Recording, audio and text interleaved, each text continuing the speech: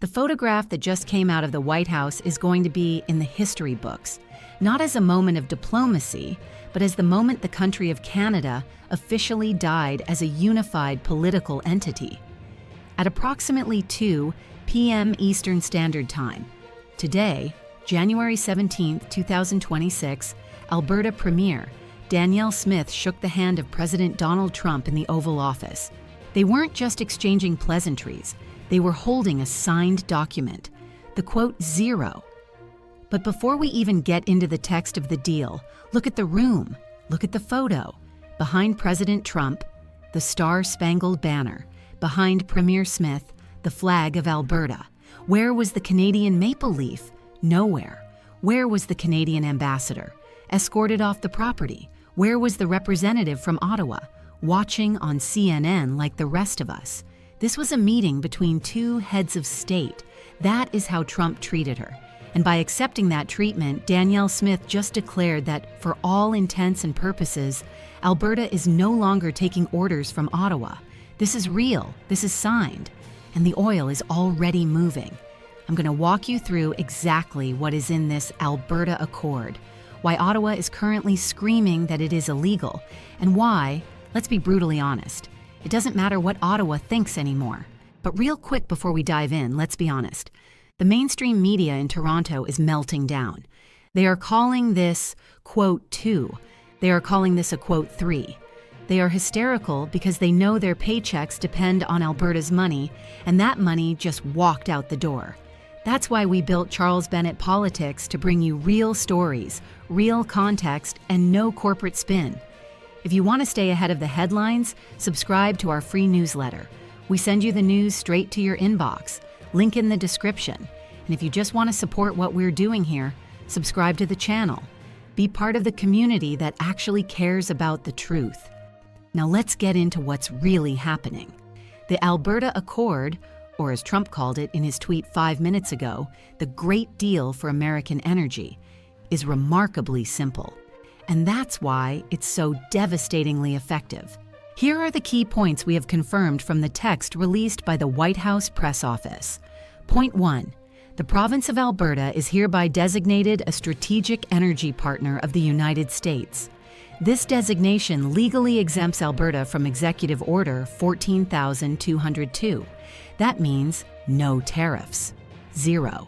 The 25% tax on oil is gone for Alberta producers. Point 2.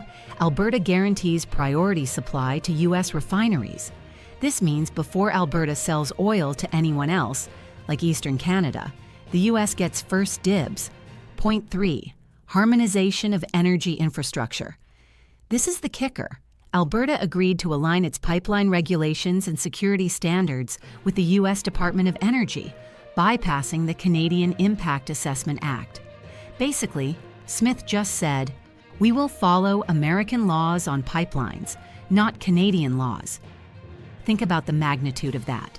For 10 years, the federal government in Ottawa has blocked pipelines, canceled projects, and regulated the oil sands into the ground. In one afternoon, Danielle Smith wiped all of that away by signing a piece of paper with the American president. She effectively annexed her own province's economy to the United States. Now let's look at the reaction from the quote 10 in Ottawa. And I use quotes because, at this point, do they really govern anything? Interim Prime Minister Mark Carney held a press conference immediately after the signing. He looked shaken. He looked like a man who knows the bank account is empty. He declared the pact, quote 11, quote, he cited Section 91 of the Constitution Act, which gives the federal government exclusive power over, quote 12, quote, and legally, he is right. On paper, a province cannot sign a treaty with a foreign nation. That is treason 101. But here is the Charles Bennett reality check. Enforcement is everything. Mark Carney can say it's illegal. The Supreme Court of Canada can say it's illegal. But is Mark Carney going to send the RCMP to the border to stop the oil trucks? Is he going to order the shutting down of the pipelines? If he does that, he causes an immediate civil war. Alberta law enforcement, the sheriffs who answer to Smith, have already been deployed to quote 13, quote, so you would have RCMP versus Alberta sheriffs. And more importantly, if Carney tries to stop the oil, he is interfering with American energy security. Do you think Donald Trump will let Ottawa block quote 14 oil? No. If Ottawa tries to physically stop this deal, Trump will crush them. He will sanction the Canadian banks. He will close the Ontario border. He will break the spine of the Laurentian elite. Mark Carney knows this. That's why he is using words like, quote 15, but taking zero action. He is powerless. And let's talk about what this means for the money. This is the part that affects every single person watching this video. Alberta contributes billions of dollars a year to the rest of Canada through federal taxes and transfer payments. That money keeps the lights on in Prince Edward Island. It pays for the healthcare in Manitoba. Under this new deal, the revenue from the oil is flowing, but Smith has hinted at the next step: withholding federal tax transfers. She can argue, why should we send money to a capital city that calls us traitors and tries to block our trade? If Alberta stops sending the checks, the federal government of Canada is insolvent, bankrupt.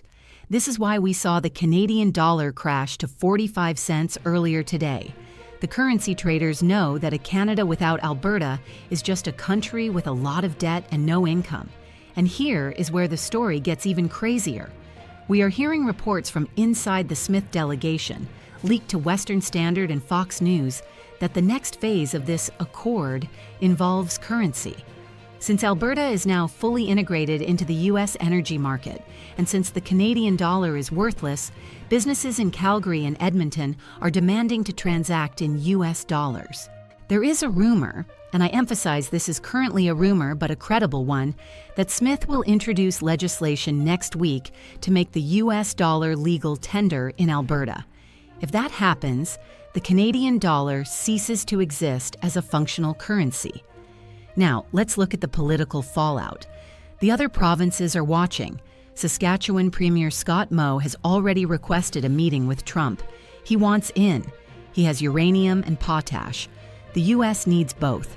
He will likely get the same deal next week. British Columbia? Premier Eby is panicking. He's looking south to Washington State and Oregon. The Cascadia Alliance is being discussed openly. And Quebec? We already know they cut their own deal for hydro. So what is left? Ontario. Poor industrial Ontario. They have no oil. They have no hydro surplus. They have manufacturing that competes with Michigan and Ohio. Trump doesn't need Ontario. He wants to crush Ontario to bring those car manufacturing jobs back to Detroit. So while Alberta pops champagne tonight, Toronto is facing an economic depression. This is the end of the quote 19 doctrine in Canada. It is now every province for itself.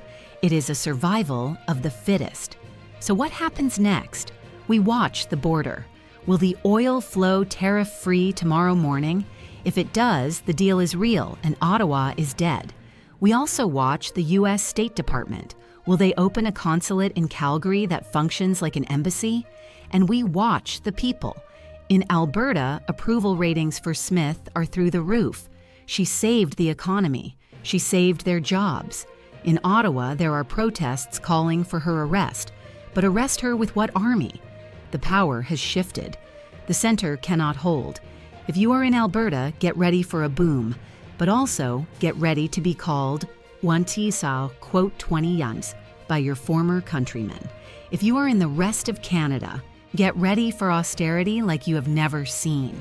The rich uncle just cut you out of the will. This story is history in the making. We will be tracking the first barrel of oil that crosses the border under this new deal. If this analysis helped you understand what's going on, hit that subscribe button. I cover these stories every single day, and trust me, you don't want to miss what's coming next. Drop a comment. Danielle Smith just saved her province by defying her country.